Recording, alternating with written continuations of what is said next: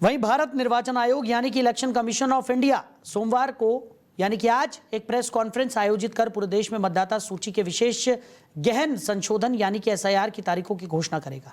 यह घोषणा शाम 4:15 पर होगी, जिसमें मुख्य निर्वाचन आयुक्त ज्ञानेश कुमार, निर्वाचन आयुक्त सुखबीर सिंह संधू और विवेक जोशी के नेतृत्व में पूरी जानकारी साझा की जाएगी। जानकारी के अनुसार पहले चरण में 10 से 15 राज्यों को शामिल किया जाएगा, जिसमें 2026 में विधानसभा चुनाव होने वाले राज्य भी शामिल हैं। एसआईआर मतदाता सूची को अपडेट और शुद्ध करने की एक महत्वपूर्ण प्रक्रिया है और आपको बता दें कि इसमें नए मतदाताओं का पंजीकरण, मृतकों के नाम को हटाना, डुप्लीकेट प्रविष्टियां निकालना और स्थानांतरण जैसे कार्य शामिल हैं। तो आयोग की यह पहल विशेष रूप से उन राज्यों पर केंद्रित है जहां जल्द ही चुनाव होने हैं, जैसे तमिलनाडु, पश्चिम बंगाल, केरल, असम और पुडुचेरी। इन राज्यों में 2026 में विधानसभा चुनाव निर्धारित है और मतदाता सूची की शुद्धता चुनावी प्रक्रिया की विश्वसनीयता सुनिश्चित करेगी। प्रेस कॉन्फ्रेंस में पहले चरण की विस्तृत समय सारणी जारी की जाएगी। सूत्रों के अनुसार ये चरण उन राज्यों से शुरू होगा जहां चुनावी तैयारी सबसे अधिक जरूरी है। एसआईआर के दौरान घर घर सर्वेक्षण, दावे, आपत्तियां निपटाना और फोटो आईडी कार्ड अपडेट जैसे कार्य किए जाएंगे। पहले चरण के बाद अन्य राज्यों को चरणबद्ध तरीके से शामिल किया जाएगा ताकि पूरे देश में एक समान प्रक्रिया लागू हो। यह घोषणा ऐसे समय में सामने आ रही है जब राजनीतिक दल मतदाता पंजीकरण पर पूरी तरह से सतर्क है। तो इसी खबर पर ज्यादा चर्चा के लिए हमारे मैनेजिंग एडिटर रमेश ठाकुर जी हमारे साथ जुड़ गए। रमेश जी, पहले चरण में 10 से 15 राज्यों को शामिल कर एसआईआर की तारीखों का ऐलान आज प्रेस कॉन्फ्रेंस के माध्यम से चुनाव आयोग कर सकता है। कैसे देख रहे हैं आप इसे? साहिल, देखो, इसमें दो तरीके हैं। एक तो सबसे पहले ये है चुनावी राज्य, इस समय जो बिहार में चुनाव हो रहा है उसमें एसआईआर जो इलेक्शन कमीशन की तरफ से करवाया गया उसका पुरजोर विरोध हुआ। विरोध के कुछ किरणें ऐसी भी सामने निकल के आई जिसमें विसंगतियां थी। पता चला कि आदमी मौजूद भी है, उसका वोट काट दिया गया और वो आपने देखा भी होगा, वो बिहार से चल के सुप्रीम कोर्ट पहुंचा।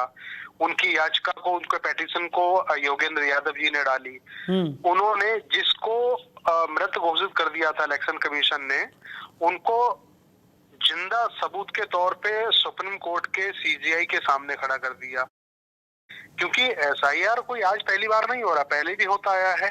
भाई, कुछ मृतक हो जाते हैं, कुछ एनआरआई हो जाते हैं, कुछ घर परिवार छोड़ के दूसरे देशों में, राज्यों में जहां तहां शिफ्ट हो जाते हैं और उनका वोट यथावत वहां पे रहता है। उनका कटना बहुत जरूरी है। ये प्रक्रियाएं होनी चाहिए, लेकिन एक तरीके के साथ में विरोध नहीं होना चाहिए। क्योंकि इलेक्शन कमीशन सिर्फ पक्ष का नहीं होता, वो विपक्ष का भी होता, सबका भी होता है। वो स्वतंत्र संस्था है, लेकिन उसके ऊपर जिस तरीके से आज की डेट में आरोप प्रत्यारोप का जो दौर चल पड़ा है, हर तरीके से राहुल गांधी ने पूरा एक क्रिमिनल दस्तावेज के साथ में, जिसमें हजारों पेज हैं, उनमें ये बताया कि भाई कर्नाटक में कैसे क्या हुआ और जगहों पे क्या हुआ है। तो इस तरीके की चीजें नहीं होनी चाहिए। एक स्वतंत्र तरीके से, एक साफ सुथरी प्रक्रिया के साथ में अगर इलेक्शन कमीशन एसआईआर को आगे बढ़ाता है तो किसी को कोई विरोध नहीं है। ठीक है, अब 4:30 बजे की मीटिंग का जो प्रस्तावित किया है, इसमें मुझे जहां तक लगता है कि जो असम जैसे महत्वपूर्ण राज्यों के चुनाव होने हैं कुछ समय के बाद में, तो वहां पे भी, क्योंकि असम, साहिल जी, एक चीज आपको समझना होगा।